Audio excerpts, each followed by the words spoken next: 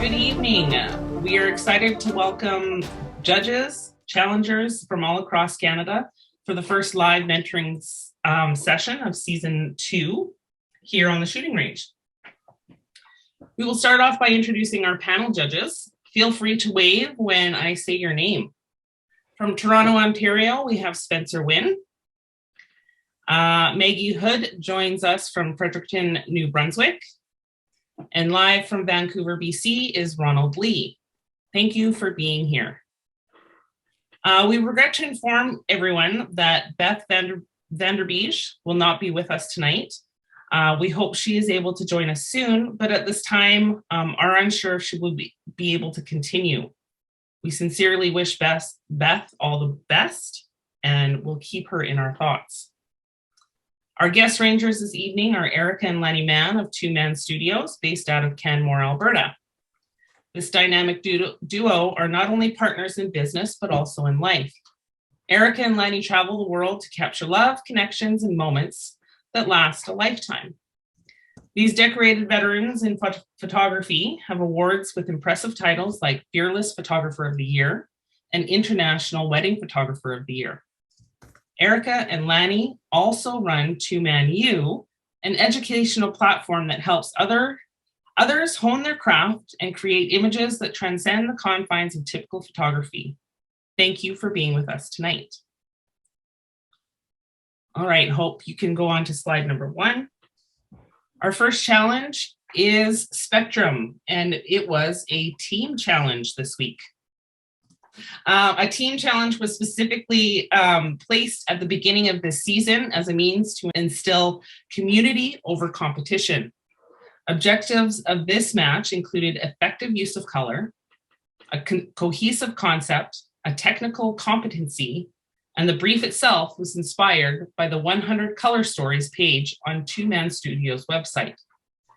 Teams were assigned using a random generator and asked to create a spectrum of images where the color enhanced or amplified the emotional impact of their image. Shooters needed to highlight their personal strengths while supporting the team's concept well enough that the judges would know, just by looking at the pictures, which images went with which theme. This week's match winner will be the top scorer on the team with a higher overall score. And the person being asked to lead the firing line tonight will be the person on the team with the lower score, whose image received the lowest score. Slide number 2.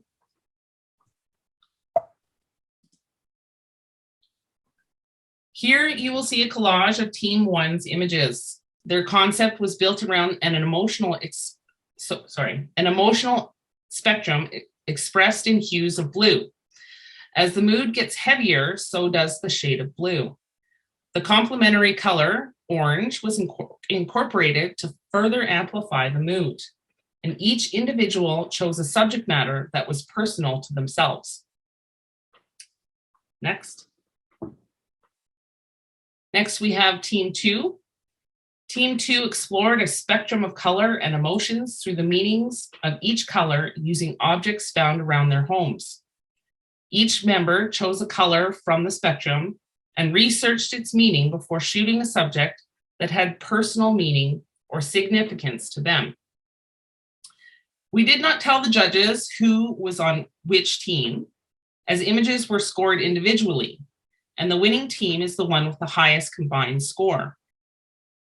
But for fun, we asked our judges to sort the images. While we don't have a prize, let's congratulate Maggie for being the only one to place every single image on the right team. Yay!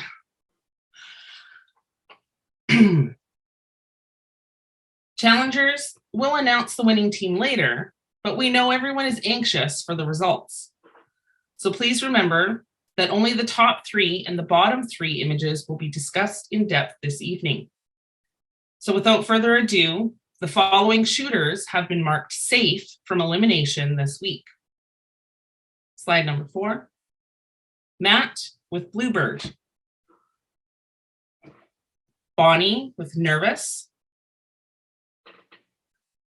Johanna with family fun. Nikki Lynn for the love of green. Shauna, calm before the storm. And Martha, high note. Challengers deemed safe can relax. You are through to the next round. So now, in no particular order, we will now move on to mentoring. Hope, can you bring up the next one, please? Sky, be true to you.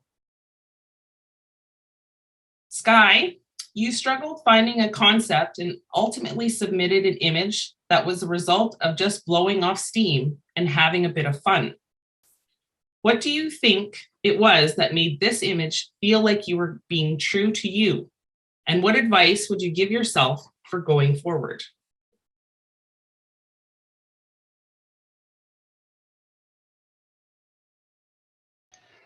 You'll have to unmute yourself. Is it working? Yep. Okay.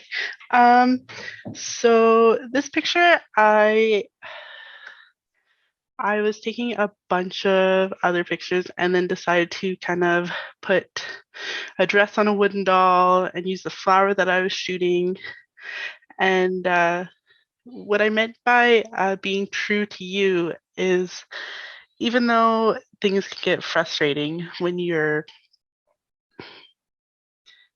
can't find things that work for you, it can be really frustrating.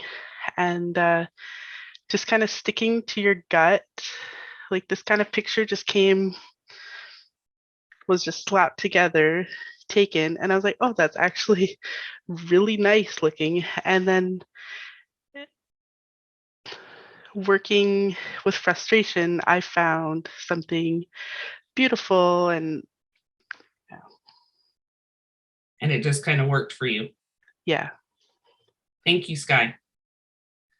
Spencer, you appreciated the simplicity and clarity of the color and composition in Sky's photo. But the simpler the image, the easier it is to pick up on post-processing snags.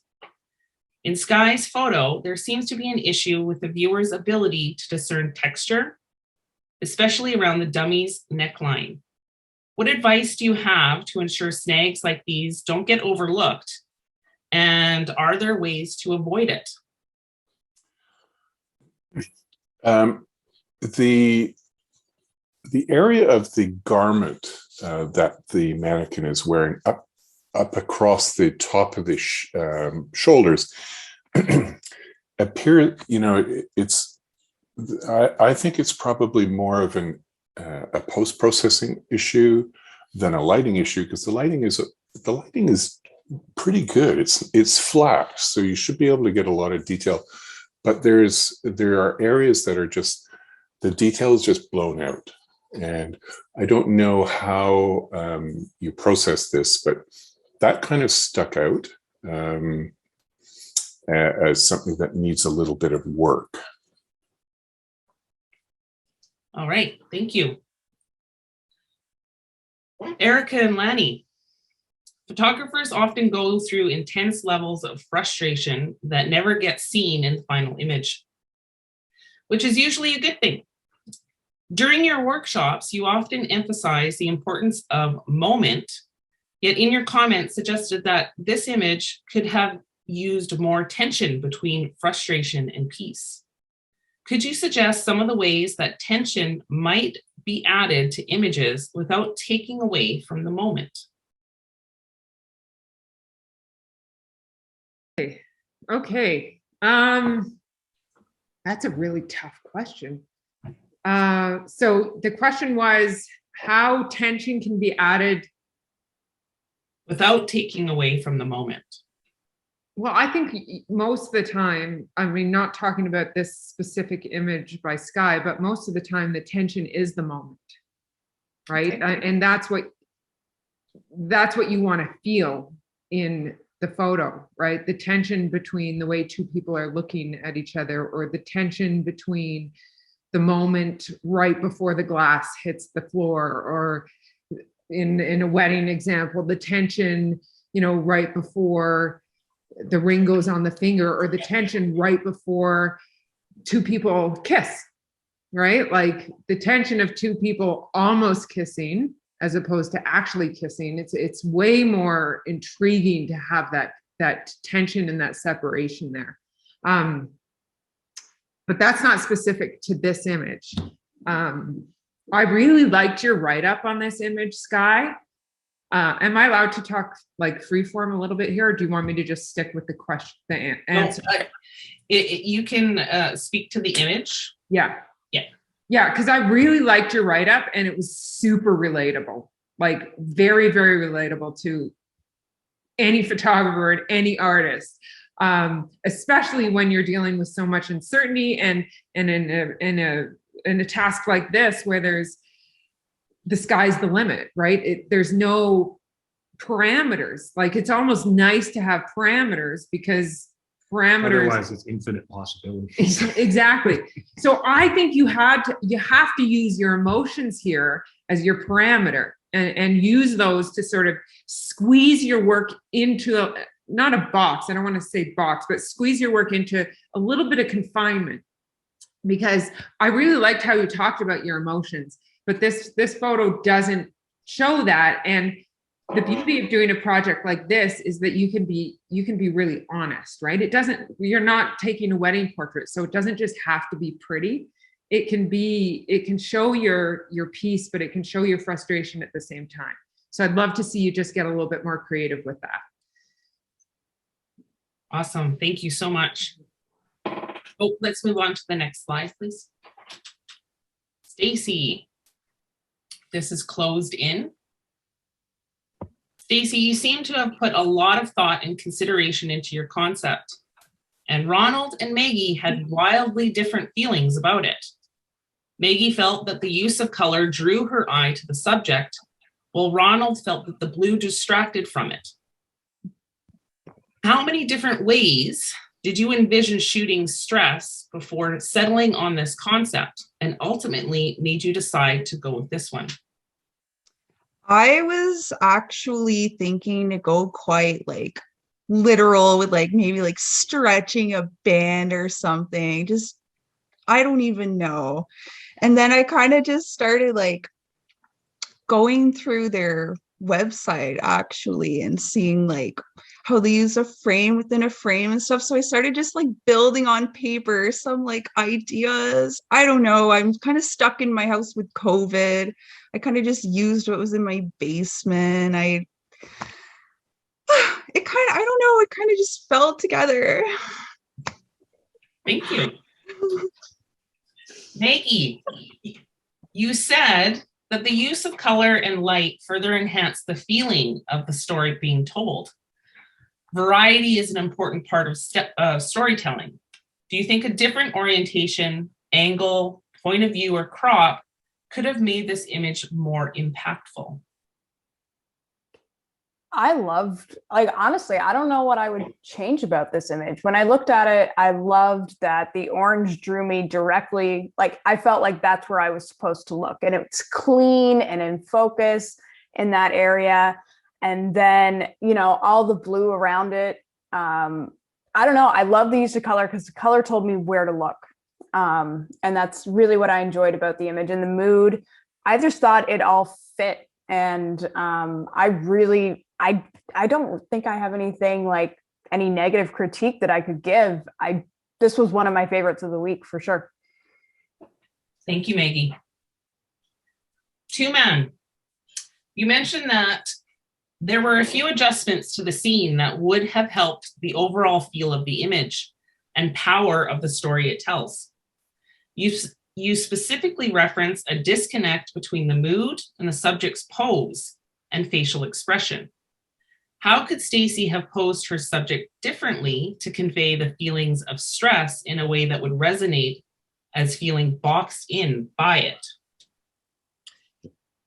So that's a good question, and I can't really answer it. Like, I can't answer how. Can't answer it specifically. I just can tell you that's a problem we'd be trying to solve with this photo, because for me, the body language here communicates something completely different that might not be appropriate to say on the Zoom call. We swear on here. You can say it's fine. But to me, this looks a little bit more pornographic. Nothing wrong with that. But it doesn't communicate stress to me. All I can say is that I would be trying to problem solve some different posing or some different, like, I feel like, especially in a photo like this, where you can't see someone's face, their body language is extra important, and specifically their hands, right? Our hands communicate so much in person, but they communicate even more, I feel like, in photographs, because they take up more pixel real estate than our face does. So that's what I'd be looking at. We don't have the hands in this example, or the eyes, to communicate that feeling or body emotion for us. So we have to work extra hard. And you know, when we're problem solving as photographers or artists, it's not knowing the answer to the problems. It's identifying the problems. Exactly. Right? It's recognizing, okay, there's a disconnect here. It's not quite hitting the way I want to hit it. So what can be done differently? It's the body language isn't there, right? It's not knowing exactly what we need him to do, but it's recognizing, okay, that's possibly a limiting factor. Maybe we can play with that to better communicate what we're trying to communicate. Perfect. Thank you very much. Next slide, please. Jean-Francois with VO Zen. Jean-Francois, the judges were all over the map with whether they felt your use of lighting, color, and composition were effective or not. What has your previous experience with receiving feedback on your work been like? And how have you decided on what to keep and what to ignore? Well, I had many different versions of this piece, and I wanted really to convey a sense of meditation, a sense of peace, and I tried to put the Inukchuk at the center. I tried it in the back, and it's just the place I felt it was the most appropriate for me. The piece was talking to me more on that place, and that's why I chose that. Thank you. Ronald, well, this week's brief was a color challenge. In your comments, you specifically mentioned how effective you felt Jean-Francois' attention to the light and shadow were in his image. Certain colors such as red, hot pink, royal blue, and of course, the deep purple in Jean-Francois' image are just the right color to bleed into themselves and rob the viewer of detail. Whether using controlled or natural light, do you have any tips or tricks for lighting and properly exposing deeply saturated tones like this? So you're asking a technical question on how to bring more color over here. I think Jean-Francois did a good job actually with the color that he shot, and he didn't overexpose the purples, so you have that saturation, and the rest will be done in post actually. Overall, the lighting as a spotlight on the circle and the Inukshuk and the smoking spiritual rock in the middle is, I thought it was well executed. The lighting gave a natural vignette, so we're looking in the center, and then the two subjects in there, because of their color, the greater saturation than the other 6 rocks, made the image come together for me. Do you have any suggestions for Jean, like anything that you would give, any advice that you would give him on this image? I would probably put another spot or more of a highlight on the Inukshuk himself, because that's the hero of the image here, and I think just a bit more exposure and bring him out a bit more would make the image pop. All right, thank you.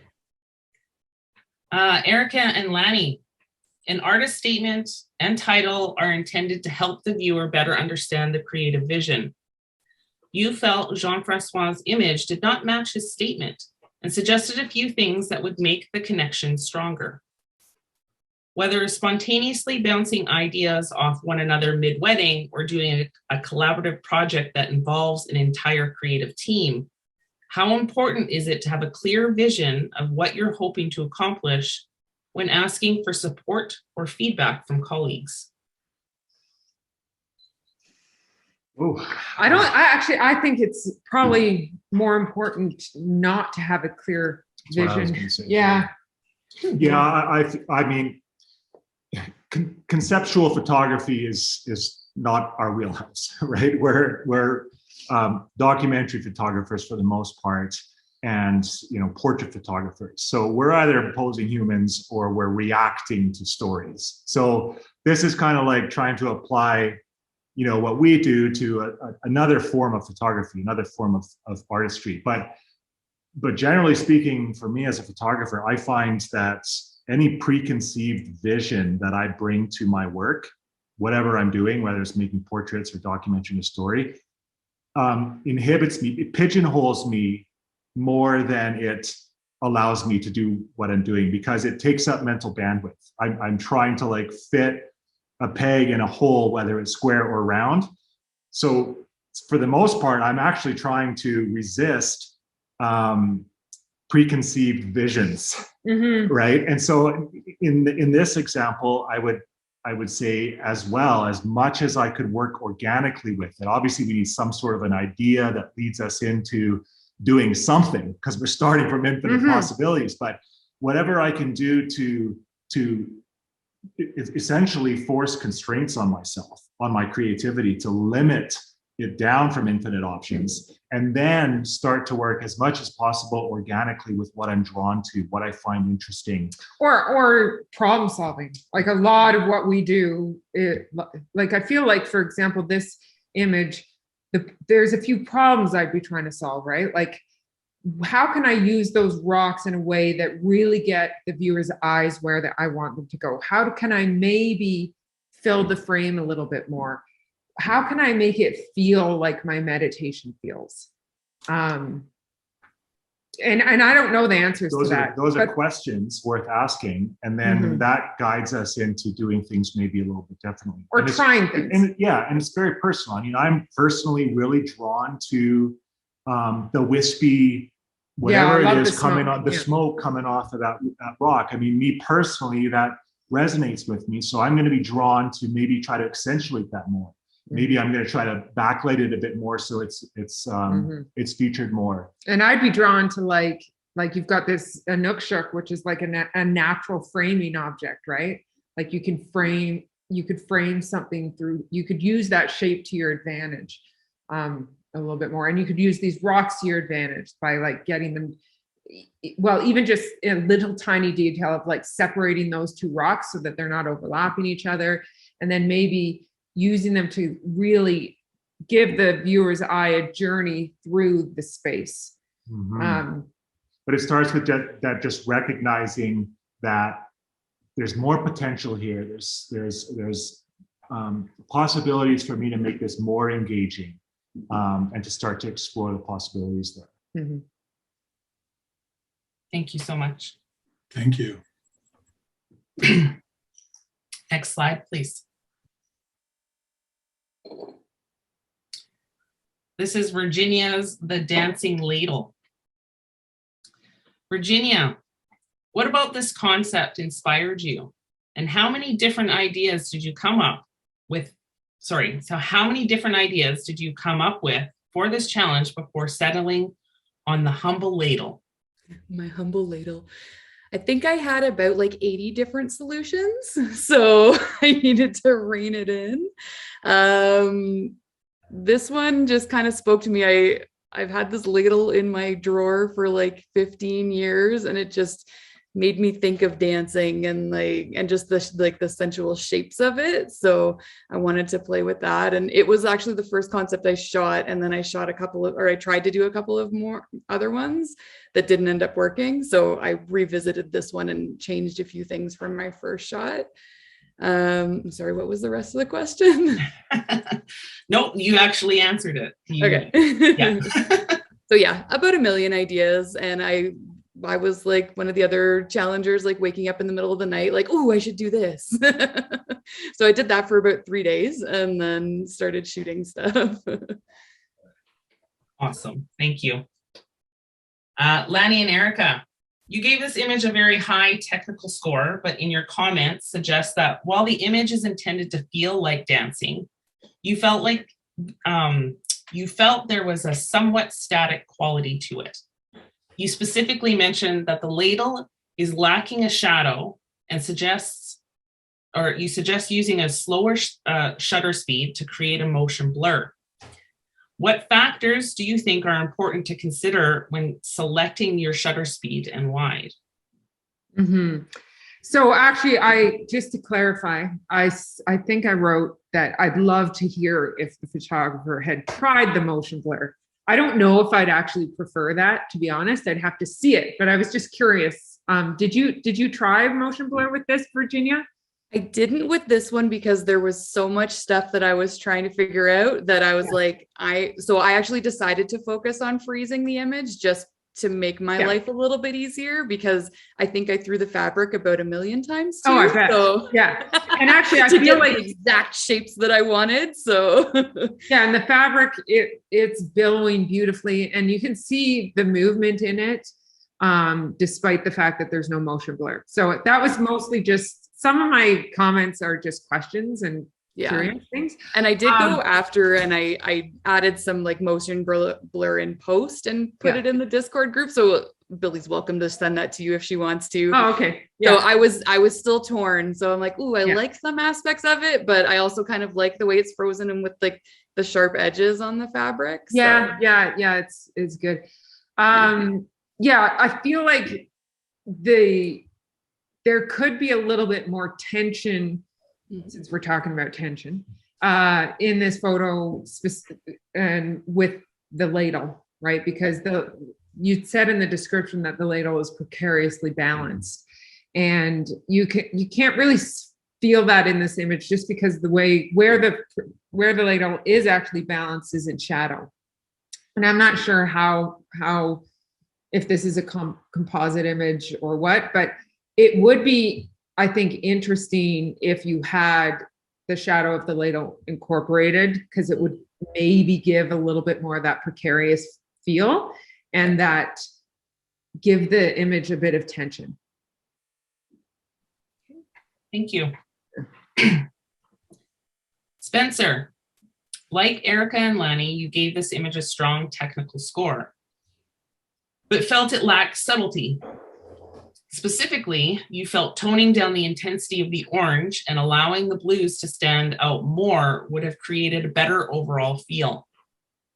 While the old school technique of doing a squint test can often identify a host of distracting elements, it doesn't work as well with a heavily saturated image like this. Other than making sure your computer is calibrated, what tips do you have for photographers wanting to self-check if an image's tone or saturation is too much or too little? In this one here, the orange, while I appreciate the orange as the key light, it's just overpowering. And I do see the hints of blue, and I'm wanting this to be a more cinematic look. So if the oranges were toned down a little bit and the intensity of the blue brought up, we could, and that intensity of the blue could help with defining the back of the ladle and separating from the background. The blue would really help to balance the orange. All right, thank you. Hope, let's move on to the next one, please. This is Dennis's image, A Road to Chaos. Dennis, you took a risk this week and shot something outside of your usual subject matter and worked with a shade of blue that can be difficult to photograph without just looking black. What was it that made you choose this hue? And if you could go back and choose a different hue or color, what would it be and why? That's a good question. I would stick with the blue and the hue. There are things that I would definitely change in the picture. For instance, I wouldn't have the frame. I was trying to put some orange into the frame because orange was something that I couldn't figure out how to get in that picture. And the blue is sky. I shot through my garage window, and to get that blue, I had to shoot through the window on an angle. Therefore, it was hard to get it all in focus with the depth of field without having to do some sort of multi-shots, I guess, would be the only way I could have done that. So if I had to do it all over again, I would definitely do it all over again. I would most likely shoot dead on, get it all in focus, and then put some sort of blue light or blanket or something in behind the window and light it to get the blue instead of trying to get the wind or trying to get the sky. So I didn't use any other exterior lights or anything, but definitely the frame, I agreed with all the judges. I think the frame was a big mistake. Thank you, Dennis. Erica and Lanny, you appreciated the very subtle contrast Dennis used with the bold, inky blue in this image. But all of the judges, including yourselves, commented on the frame added in post-processing. Dennis explained in the chat group earlier today that the frame was included to incorporate more of the orange contrast into his team's theme. When nature or circumstance doesn't give us any kind of color contrast, let alone a complementary one, what tips do you have for adding it? And when would you just leave it as it is? Most often. I think the best tip is to lean into that. If that's if it's working and it looks right, feels right, then don't fight it unless there's some obvious reason to do so. I mean, I like the monochromaticness of this, right? It's all blue. It's one of the things that contributes to its simplicity. That's what this has going for it. It's just this very simple. I mean, I think Dennis's self-critique was spot on. He identified what's wrong with it and the areas where it could be strengthened even more. So I have a follow-up question then. What would you have done in the image like this to add that accent color, because it was something that he was producing?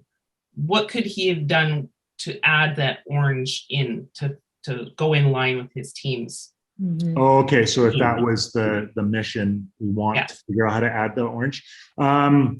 Well, I started thinking about ideas and trying things out, not knowing what's going to work. Some of the things I might be drawn to try is... Can I just ask, Dennis, did you take this midday or is it at dusk? Actually, I think I'd have to check the net, but I think it was around 11:30, like midday. Oh, midday, okay. Yeah. Right. Because I think incorporating another color at that time of day, unless you have really big strobes, would be difficult. Yeah. But at dusk light, you'd have nice blue light, and you could, with dusk light or dark light, you could even just use your iPhone light with an orange gel on it to try and even just cast a subtle orange glow on the one side. And you can play around, you right? Could even just try a gradient in post. Well, yeah, there's things we can try in post, right. but the first thing that I would be inclined to try is to see if I can figure out how to do it with, in my camera with lights and gels. Mm-hmm. So whether it's your iPhone light or your speed light or a strobe, You know, you can experiment with having the light coming in from the side on this side of the glass and play around with what you get with the effect with like a warm orange gel, or bringing the light around the other side of the glass and backflashing it somehow. You're going to get really unpredictable results. The only way you can know what it looks like and whether or not you like it is when you try it, right? And then you see, oh, that's working or that's not working. You start to play around. And you might find your way towards a position and a gel that has a really cool effect where you've got the orange and blue playing together. Thanks for those comments. Fortunately, it's so freaking cold around here. I can go reshoot it again and check out those comments. And I do appreciate everything you guys do for us. Right on, Dennis. Awesome. Thank you, guys. Ronald, Merriam-Webster explains that the origin of the term pedestrian was to describe primarily riders who seem to be plodding along on foot rather than speeding on horseback or by coach. The term, however, has become a bit of a pop culture cliche and has become so diluted that the word itself might be called pedestrian. Could you clarify how you define pedestrian and provide some tips on how to avoid it? I did describe this image to be pedestrian, and what I meant was it was a little, for me, common and ordinary. The frost and the window, it wasn't something that really stood out or popped out to me as being different or unique. I really appreciated Dennis's idea to put a frame around it, but the frame itself looks a little bit too CG in this execution as well. So basically, I thought it was common, like it didn't stand out amongst the other ones. So that's what do you think Dennis could have done to make this image a standout one? The frame itself, I would have liked to see, you can they get a photo of another frame, of an actual frame and use that, put it in there, or the frame itself, if the render of it could be more realistic.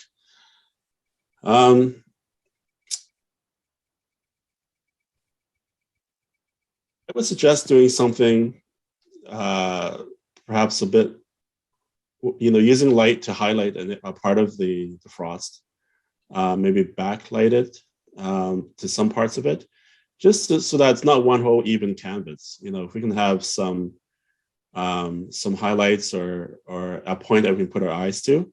Now, I did see Dennis's attempt to put orange in the bottom left corner, but that wasn't enough. Like I was actually wondering why that was there. So there wasn't really a strong focal point. All right, thank you. Let's move on to the next one, please. This is Kayla's image, Burnout. Kayla, do you think that you came close to creating the vision you had intended? And would you have changed the way you approach this concept if it had not been a team challenge? Ooh, that's some good questions. So to address the first one, I actually had a few different ideas going for me, and I photographed them kind of all in the same night.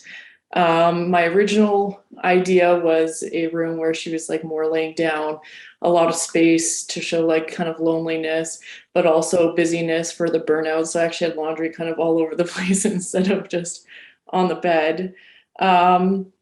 And then I came back into my office with my model, and I just like kind of looked at like what I could change, and we decided to go with this. There are some elements that I would have included a bit more of if I could find them, such as the Post-its, which was a critique, so I found that hilarious. Yeah, so there was that. And As for the other question was about it, would I have done something different if it wasn't like a team? Yes. So I typically have a plethora of ideas. So they're kind of endless. I had some really, really strong concepts and yeah, so I might have done this a bit different. I did have an idea of like if we each did something completely monochromatic, it would definitely come together as a team. But there were some challenges with that, so this is what we ended up going with. Awesome. Thank you, Kayla. Yeah.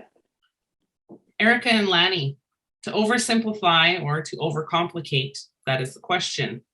You recognize the complexity of Kayla's image, but wondered what it would have looked like to see it pushed even further. What tips do you have for figuring out whether you've gone overboard or haven't gotten your feet wet enough? Yeah, so I think that like the answer to that is really just making a decision, because I really like simple photos as well. And I really like complex photos. I really like super close photos, and I really like super far away photos. It's the in-between photos, the photos that try and be both in the same frame, that where it becomes really tricky. Okay, so I feel like if you're like, by the way, this was one of my favorite images, Kayla, so yes. Great job. But I feel given your artist statement and like, I feel like the chaos just could have been taken a little bit further. So it was like, even just with some markings on those Post-it notes, I wrote that in the comments, right? Like just to make it a little bit more believable. Yeah, so actually, my thought response to that was I did kind of struggle with two things, is that very simple tasks with ADHD can be super overwhelming, like those 3 tasks on the wall to do with the laundry, with the trying to be the photographer. Yeah. So I struggled between trying to show that or trying to show like how that overwhelms myself in my head. So it's like there was that balance between the two that I was, trying to show. Yeah. Well, I mean, that's something to strive for, right? Yeah. That's a reason. There's intentionality and purpose behind that decision. So that's great. That's worth leaning into for sure. I love this. I mean, partially it's because there's a human in there, so it's something I can really identify with. But I love your lighting.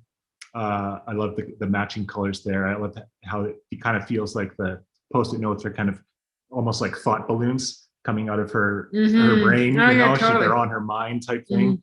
Compositionally, there's a couple tweaks that I might make, like refinements, just looking at this. All of this space up here, I feel like isn't necessarily contributing to your photo or the message. And then along this edge, there's kind of just a little sliver of something. So I'd like just a little bit more attention to detail compositionally. Maybe we turn the camera, maybe we move left a little bit and get a little bit more separate. I don't know if you can see my nose. No, they can't. And get a little bit more separation, a little more breathing space between her face, which is just beautiful short lighting there, and the laundry basket, just to separate those elements a little bit more. But just those tiny little refinements. I really like it. Thank you. Thank you. Maggie, color has the potential to be one of the most complex aspects of photography because it carries emotions so strongly that it is worth trying to think about its characteristics consciously whenever possible. What impact did Kayla's choice of colors have on how you viewed the concept? Firstly, this also was like one of my faves from the week, and it's probably because I'm a sucker for feeling emotion, and for me, like portraits, I do primarily portraits. So when there's a person in the image, I gravitate towards those images.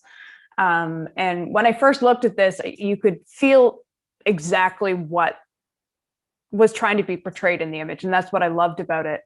And the use of color in this, I loved like a little bit of like the darker blue in the palette there.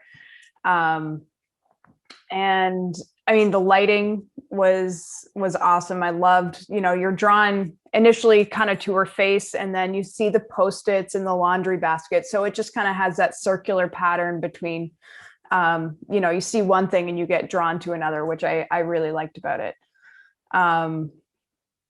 Yeah. Did that answer the question at all? Yeah, it totally did. Okay.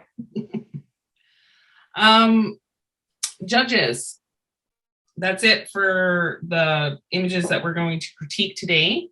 But I'm going to give you an opportunity to comment on any of the images that we covered tonight. Just raise your hand if you have anything to add. It could be for any of the images. I can't see everybody, Hope, so you're going to have to help me out with that. Maggie, go ahead. I don't want to speak about like a certain image individually. I just thought as a whole, they were all really well done. I loved the different concepts and how such a wide range of images and just really well thought out shots. I just kind of appreciate all the hard work that obviously went into each one of these. So I think everybody did a really great job. Yeah, Billy and I kind of got to have the backseat view of the challengers putting their teams together. And it was honestly, it was so cool to watch them just building it up and coming up with their own ideas. It was fantastic.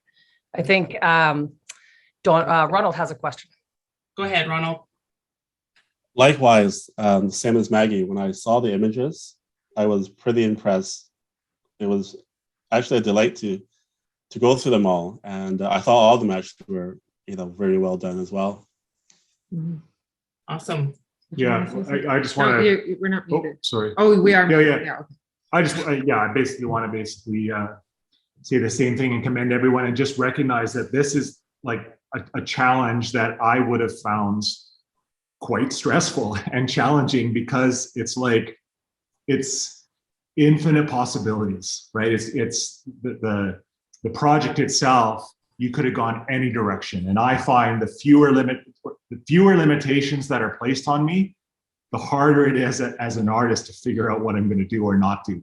Yeah. So and just, good job. Yeah. And just going forward, I just encourage the participants like this to really follow your own interest, right? Because that is what makes your eye unique, is the way you see the world. Like Dennis, you saw that hoarfrost, and hoarfrost is like you saw the beauty and the majesty of nature. Like follow that interest, as opposed to following photographic trends or techniques or gimmicks, right? Because the photography world is full of that, and especially because we're all we're like gearheads and tech heads, right? And so we get super distracted by photography techniques and lighting, but really what's going to make your imagery unique is following those subtle little messages that the universe sends you about what you look at and why. So just go with that. And let that guide you into what you do, where you go with your camera, and then let the tools and the techniques. Then the craft comes in. Exactly. Yeah. That's like your words to tell the story that you're feeling. So it's like art first, and the art is the scene and the feeling and the where you're drawn to, and then you can let your craft take over. Yeah. So many photographers I see do craft, and then they never hit the art. And then what I feel like they end up with is these more lifeless representations of ideas. And so just go with your interest. It was super inspiring. I'm actually kind of bummed that we're not judging the whole thing. Like really I am, because it was really fun and it was super inspiring seeing all this work you guys made. Yeah. Well, you're always welcome to come back on Wednesdays and join us for these live Zooms, and just see what images are produced for the following weeks, because we've got a lot of great challenges that are coming up. Yeah, I can't wait to see. Yeah.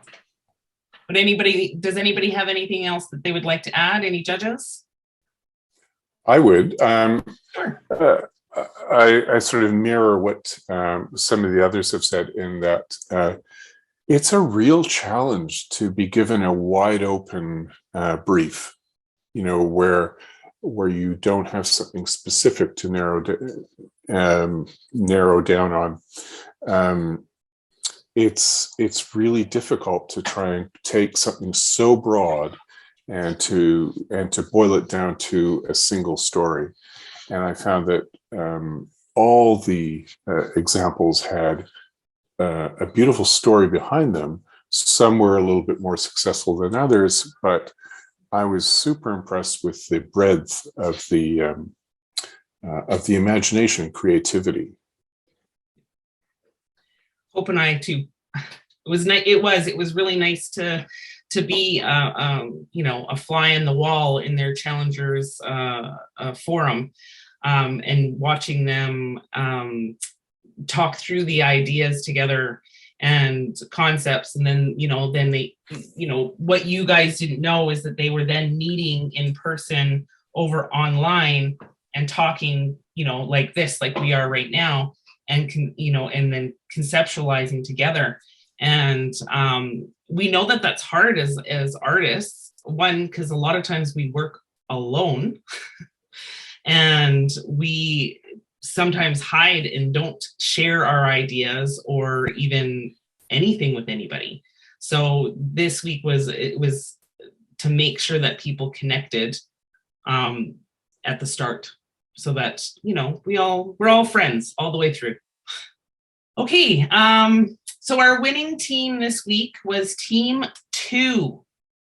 Hope and I have a privilege that the judges don't, and that we were able to see you all work within your respective teams. Right out of the gate, you all jumped in with both feet and you listened to each other and you built on each other's suggestions, and both teams were able to come up with wonderful concepts. It was amazing to watch the collaboration and teamwork. So we just want to say, great job, challengers. You did awesome this week. So the next slide. This is our bottom 3 challengers this week. Jean-Francois, the judges appreciated your artist's statement, but couldn't read the message in the image despite its technical merit. Dennis, your idea was warmly received. It was the frame and not the frost that left the judges feeling cold. And Sky, the judges found your story behind your concept uplifting, but over-processing made it fall flat. Dennis, we are sad to see you go. We hope you enjoyed your time with us in this competition, and we're sorry that it's been so short. We hope that you will stick around the Discord chat, keep doing the challenges, continue coming to the Wednesday Zooms to cheer on and support the challengers, and maybe pick up some tips along the way. We want to thank you so much for being here. And would you like to say anything? Just thanks a lot. And I guess if you don't bring your A game, you go home. So I hope everybody does well, and appreciate all the comments, and we'll go forward. And I'll probably go back to what I'm used to shooting: wildlife and outside work, landscape and stuff. Mm-hmm. That's kind of what I like to do. And I should have stuck with all that the last time, because I usually am definitely high depth of field and stuff. So this was a challenge and it just didn't quite work well enough for me. So anyways, thanks a lot. I appreciate everything, and maybe we'll see you again. Let's hope for. Thank you so Thanks much for being here, Dennis. Now let's find out who our sharpshooter is this week. Let's pull up this one. Okay. So we're just going to get to the nitty gritty. We're going to say in third place, we have Kayla. In second place, we have Stacy. And that means that Virginia, you are the winner and the sharpshooter for this week. Congratulations on creating a whimsical and fun image this week. Did you want to say anything? Just thank you. And this was such an awesome and stressful and amazing week. So it was really fun. Thank you. Wonderful. While we don't always have swag to pass along, a prize for week 1 has been provided by someone who knows firsthand how important both coffee and breaks are during the shooting range. The season 1 runner-up, Rain, competed for the first half of the competition using her cell phone.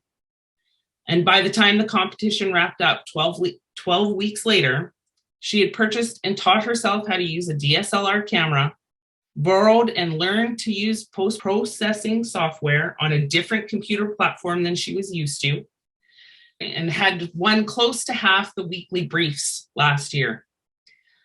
She had also already begun attracting a clientele for Right as Rain photography, the documentary and lifestyle company that she created to continue pursuing her passion for photography. Virginia, you've won yourself a $25 gift card for coffee, courtesy of Rain. Thank you so much, Rain, for your generous contribution and ongoing support to the shooting range.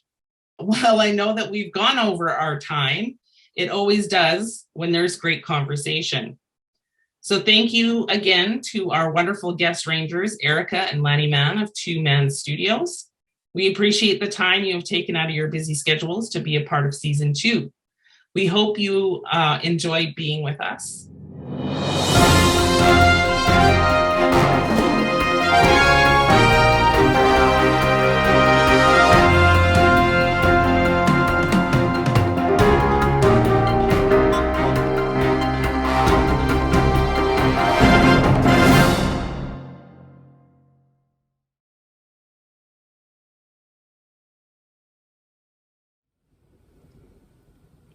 Hey, what's up, Shooting Range Challengers? It is week 2, and for week 2, I am your judge. My name is Renee Robin, and I'm a compositor and photographer from Edmonton. So there was this really cool thing that went around the internet last year. I don't know if you ever saw it, but it was basically all these museums said, hey, recreate these famous works of art, but in your way at home using what's available to you. And it was really cool because you got to see all these people recreating these extremely famous works of art, you know, like Napoleon and stuff. And people were in their bathrobes and like using their couches and like turning stuff into, you know, horses. And basically they were like draping stuff and laundry and whatever else. And it was a really cool challenge. And that's what we're doing for this challenge. It's a really fun way to connect and inspire everyone and get you thinking about your home in a different way and what's available to you. So what we're doing is we're offering up my images. We basically dug through a bunch of my catalog and we made a selection of images for you all to dig through, and you get to choose which one it is that you want to recreate. So in this case, I don't want you to be inspired by the image, I want you to copy it. I straight up want you to just like rip off one of these images that I've made. And compositing isn't necessarily required. You don't have to composite at all, but if you want to, you can. So don't feel stressed if you're looking at these images and you're like, what all this compositing? It's fine. None of us who were involved in the recreate, you know, these famous works of art from the museums, none of us are painters either, so that's not really the point. But what really, like, the most important thing here is I want you to reverse engineer one of my images, figure out the composition, figure out the leading lines, figure out the color choices, basically like really cut this thing apart, even straight down to like posing, lighting, like camera angle. All of this stuff really, really matters. And you can do a funny version of this or you can do a literal version of it. It doesn't matter. Basically though, it should be very, very, very clear to the judges which image it is that you're copying. They shouldn't be looking at this going, oh, I wonder which one it is that they're trying to emulate. We want to be able to open up the file and be like, oh, that's that image. So that is your challenge. Now this does come with a little bit of fine print to it, and that's one thing to always keep in mind, that when you're recreating a work of art, it's a great way to learn new skills and new techniques. But you have to be mindful of the legalities and the ethics involved in that. So for this case with the competition, you know, you have permission to do what we're doing here. You know, we've made a selection of images for you to copy and replicate. However, if you're doing this on your own and you're doing this and you're sharing the work and whatever else, be polite and mention or showcase the inspiration. I did an image recently where I was like pulling up a shirt like a little bit and it showed the rib cage of a skeleton underneath it. And that was basically a complete inspiration of some artwork that I'd seen from another photographer and an illustrator do. So instead of saying that this was my idea, I posted my artwork, and then I also posted the inspiration images where it came from, and I tagged them so that people could find where this inspiration came from. So really be careful when you're emulating or trying to learn something that someone else is doing. It's really good class, it's good tact to share where your inspiration comes from. Because in the days of the internet, in the age of the internet, it's really, really hard for, basically the horde will find you. If you're copying a bunch of people's work and you're not really giving them credit of where the inspiration's coming from, people are going to find you and they make your life miserable. So there's a really easy way to skip that, which is share where it came from. But after all of that stuff, all I want you to do is really have fun with this. I really want you to enjoy this. Pick an image, dissect it, recreate it, don't be inspired by it, recreate it, and submit it by January 16th. And the live Zoom is going to be on January 19th. So, happy creating. Can't wait to see what you guys are coming up with. Good night, everyone.